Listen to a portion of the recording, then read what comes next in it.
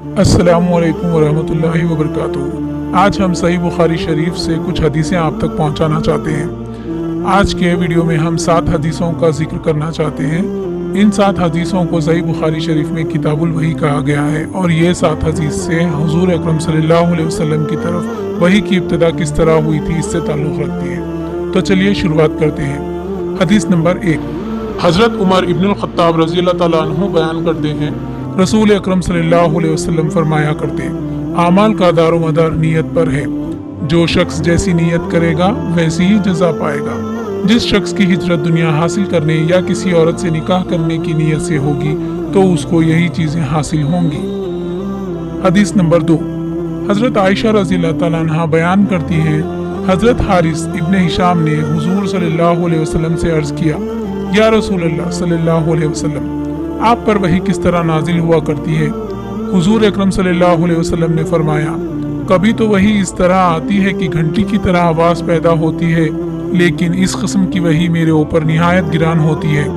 जब वो हालात दूर हो जाती है तो जो कुछ खुदा ताला का फरमान होता है मैं उसको महफूज कर लेता हूँ। कभी ऐसा होता है कि खुदा ताला की तरफ से फरिश्ते बाशकल इंसान मेरे ऊपर नाजिल होते हैं और मैं उनसे हम कलाम होकर अल्लाह ताला के फरमान को याद कर लेता हूँ। हज़रत आयशा रज़ियल्लाहु तआला अन्हा कहती हैं, मैंने हुजूर अकरम सल्लल्लाहु अलैहि वसल्लम की सर्दी के मौसम में नुज़ूल वही के वक्त ये हालात देखे हैं कि बाद नुज़ूल वही हुजूर अकरम सल्लल्लाहु अलैहि वसल्लम की पेशानी मुबारक पसीने से तर हुआ करती थी। हदीस नंबर 3। हज़रत आयशा रज़ियल्लाहु तआला अन्हा का बयान है, हुजूर अकरम सल्लल्लाहु अलैहि वसल्लम पर सबसे पहले वही की इब्तिदा इस तरह हुई थी कि आपको ख्वाब नजर आते, शब को जो कुछ हुजूर अकरम सल्लल्लाहु अलैहि वसल्लम को नजर आता वो रोज़े रोशन की तरह सुबह को नामुदार हो जाता। इसके बाद हुजूर अकरम सल्लल्लाहु अलैहि वसल्लम तन्हाई पसंद हो गए थे और गार हिरा में यकसुई और तन्हाई फरमाई थी। इसी गार में हुजूर सल्लल्लाहु अलैहि वसल्लम तहन्नुत यानी मुसलसल इबादत में मशगूल रहा करते। जितने दिनों हुजूर अकरम सल्लल्लाहु अलैहि वसल्लम गार हिरा में तशरीफ रखते उतने अय्याम का खाना अपने हमराह ले जाते। इस हालात में आन हजरत सल्लल्लाहु अलैहि वसल्लम पर वही नाजिल हुई और जिब्राइल अलैहिस्सलाम ने आकर आप सल्लल्लाहु अलैहि वसल्लम से फरमाया, पढ़िए। आपने फरमाया, मैं पढ़ा हुआ नहीं हूँ, फिर किस तरह पढ़ूँ। हुजूर सल्लल्लाहु अलैहि वसल्लम फरमाते हैं, ये सुनकर उस फरिश्ते ने मुझको इस तरीके से भींचा कि मुझको बहुत तकलीफ मालूम हुई और कहा, पढ़िए। मैंने फिर वही कहा कि मैं नाखानदा हूँ। उस फरिश्ते ने मुझको फिर पकड़ कर भींचा जिससे मुझको बहुत तकलीफ महसूस हुई और कहने लगा, पढ़िए। मैंने फिर वही अल्फाज कहे। उसने तीसरी बार मुझको चिमटा कर कहा, पढ़िए, इक़रा बिस्मी रब्बिकल लज़ी खलक़ खलक़ल इंसान मिन अलक़ इक़रा व रब्बुकल अकरमुल लज़ी अल्लमा बिल क़लम। इस वाक़ये के बाद आप घबराए हुए, दिल धड़कता, हज़रत खतीजा बिन खुवैलाद के यहाँ तशरीफ़ लाए। फरमाया, मुझको जल्दी से चादर उड़ाओ, जल्दी से चादर उड़ाओ। घर वालों ने आपको चादर उड़ाई। जब हुजूर अकरम सल्लल्लाहु अलैहि वसल्लम की हालात इस तरफ जाती रही, हज़रत खतीजा से आपने अपना तमाम वाक़या बयान फरमाया कि मुझको अपनी जान का अंदेशा है।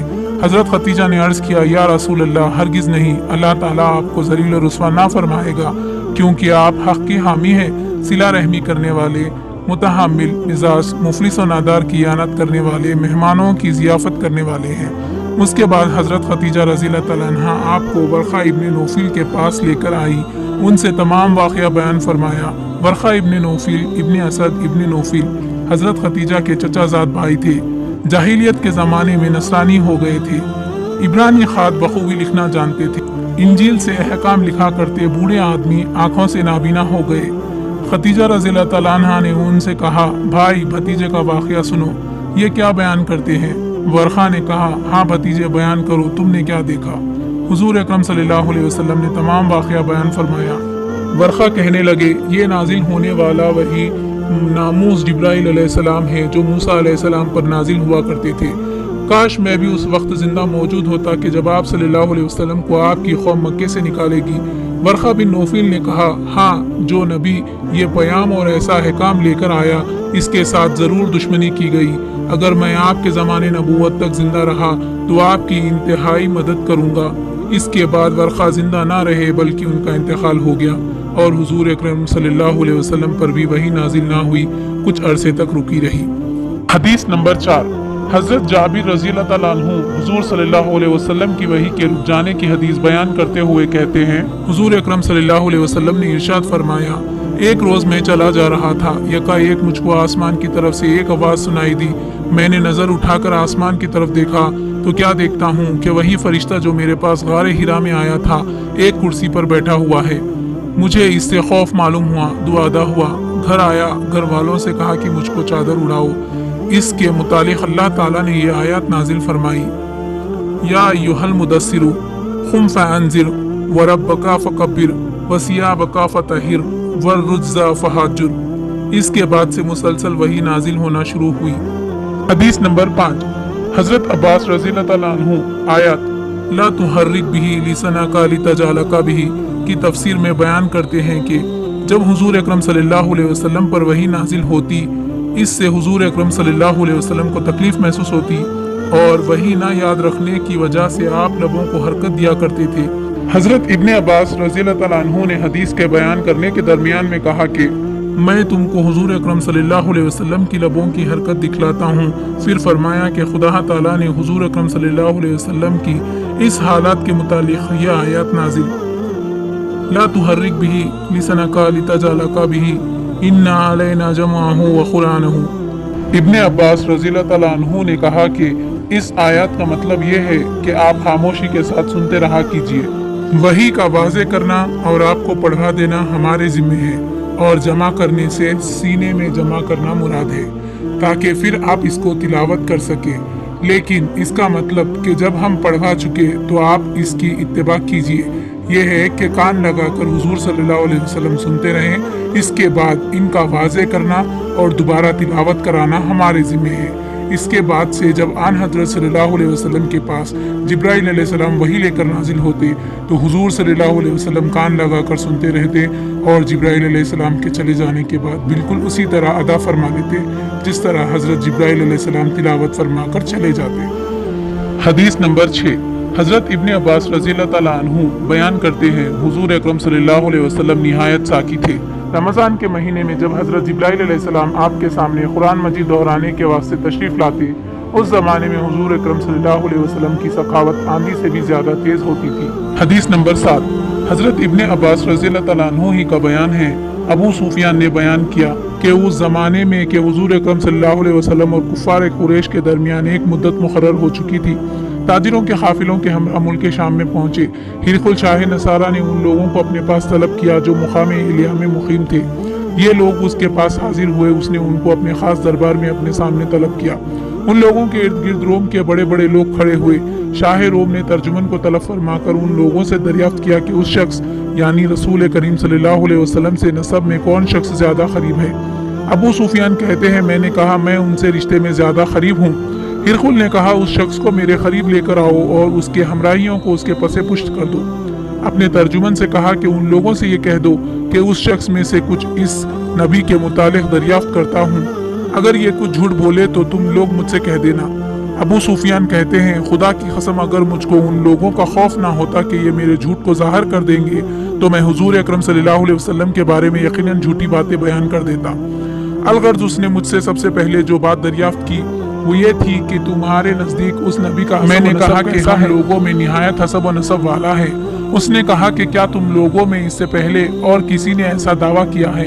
میں نے کہا نہیں، کسی نے نہیں کیا۔ اس نے پھر سوال کیا کہ کیا اس کے آبا و اجداد میں سے کسی نے بادشاہت کا دعویٰ کیا ہے اور بادشاہ ہو چکا ہے؟ میں نے کہا نہیں۔ اس نے کہا اس کی اتباع شریف بڑے لوگ کرتے ہیں یا ضعیف، کمزور اور چھوٹے؟ میں نے کہا ضعیف۔ پھر کہنے لگا ان لوگوں میں زیادتی ہوتی جاتی ہے یا کمی؟ میں نے کہا زیادتی ہوتی چلی جاتی ہے۔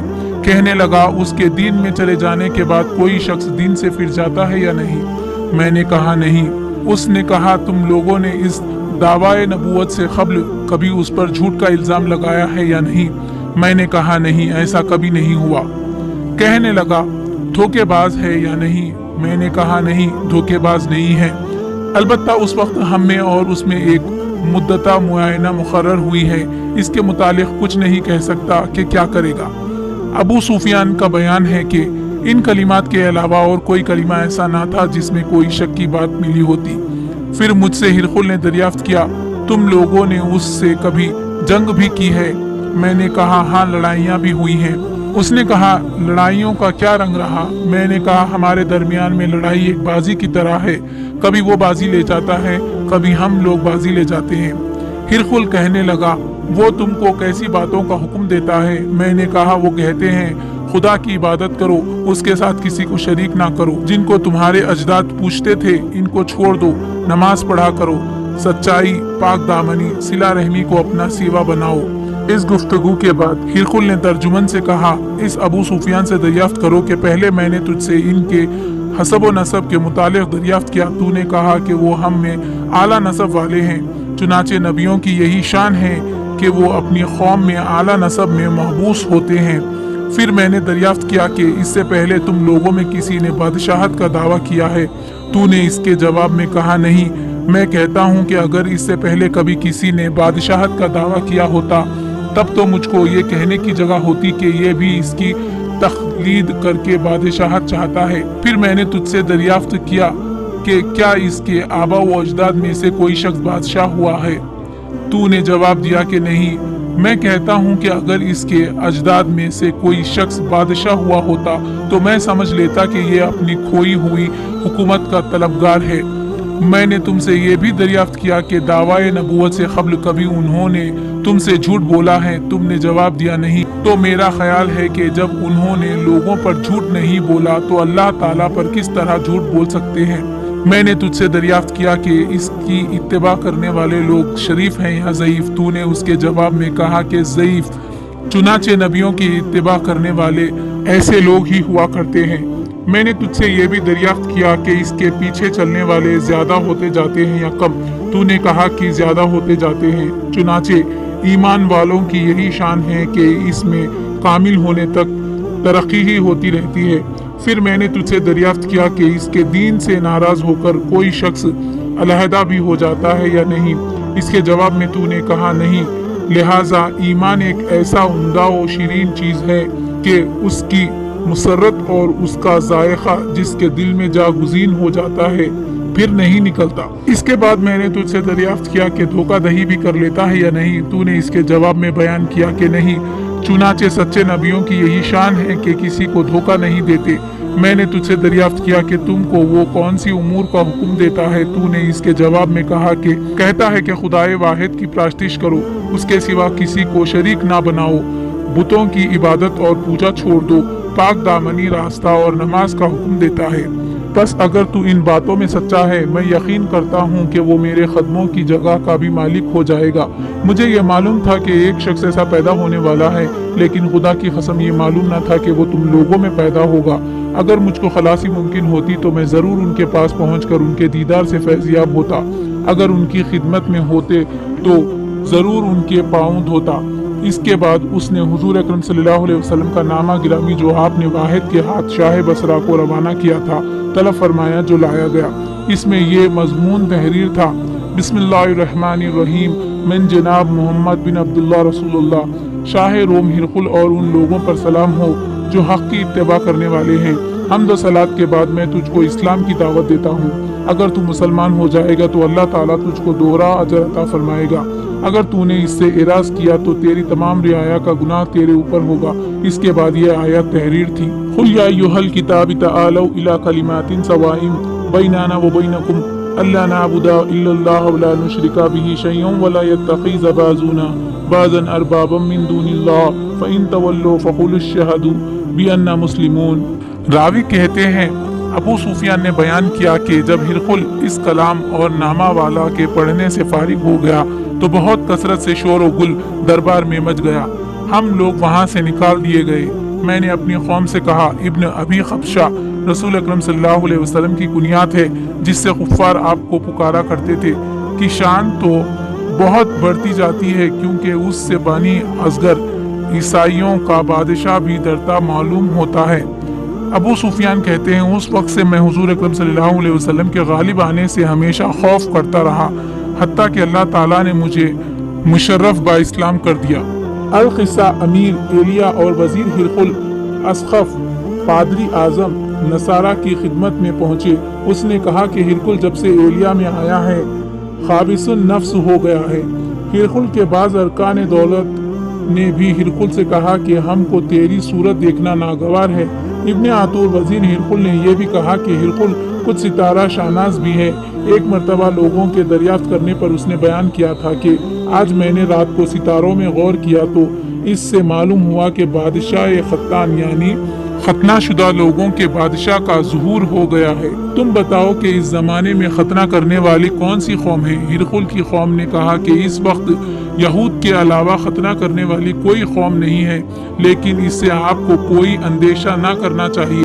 अपने मातहत शहरों के गवर्नरों और कलेक्टरों को तहरीर कर दें कि जिस जिस शहर में यहूदी हैं उनको कत्ल कर दिया जाए। ये लोग उसी कत्ल यहूद के मशवरे में मशगूल थे कि एक शख्स शाह खत्तान का फरिश्ता हिरकुल के सामने पेश किया गया, जिसने हिरकुल को रसूल मकबूल अलैहिस्सलाम की बेसात की खबर दी। हिरकुल ने इससे हुजूर अकरम सल्लल्लाहु अलैहि वसल्लम के हालात दरियाफ्त करने के बाद लोगों से फरमाया कि इस शख्स को देखो खतना शुदा है या नहीं। देखने पर मालूम हुआ कि मख्तून है। हिरकुल ने इससे दीगर अरब के हालात दरियाफ्त किए। मालूम हुआ कि इन सब में खतना का सिलसिला जारी है।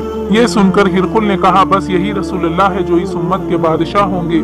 और जाहिर हो चुके तमाम वाक़ये के बाद हिरकुल ने अपने एक मुसाहिब को, जो इल्मी लियाकत में हिरकुल का हम पल्ला था, तहरीर लिखी जिसमें तमाम वाक़यात दर्ज किए थे और खुद वहाँ से मकाम हमास को कूच किया। रास्ते ही में इसको अपने मुसाहिब का खत मिला जो हिरकुल के राय के मुवाफिक था कि हुजूर सल्लल्लाहु अलैहि वसल्लम वक़ाई नबी होकर ज़ाहिर हुए हैं। इस तहरीर के पढ़ने के बाद हिरकुल ने हमास से महल शाही में रोम के सरदारों को तलब किया और महल के दरवाजे बंद करके महल की छत पर से झांक कर मजमुए से मुखातिब होकर बोला, देखो, अगर तुम लोगों को फलां और रास्ते की ख्वाहिश है और तुम ये चाहते हो कि तुम्हारी सल्तनत कायम रहे, तो तुमको चाहिए कि उस शख्स मोहम्मद रसूलुल्लाह की इत्तिबा करो। ये सुनकर वो लोग दरवाजों को हिलाकर देखने लगे, लेकिन सब दरवाजों को बंद पाया। जब हिरकुल ने उन लोगों की ये हरकत देखी तो कहने लगा, ये जो कुछ मैंने तुमसे कहा था सिर्फ तुम्हारी आजमाइश के वास्ते था कि आया तुम लोग अपने दीन पर मुस्तकीम हो या नहीं, जो मैं आजमा चुका कि तुम लोग अपने दीन पर मुस्तकीम हो। ये सुनते ही उन लोगों ने हिरकुल को सजदा किया और सब उससे राजी हो गए। अगर आपको हमारा वीडियो अच्छा लगा तो प्लीज़ लाइक, शेयर और सब्सक्राइब ज़रूर कीजिए।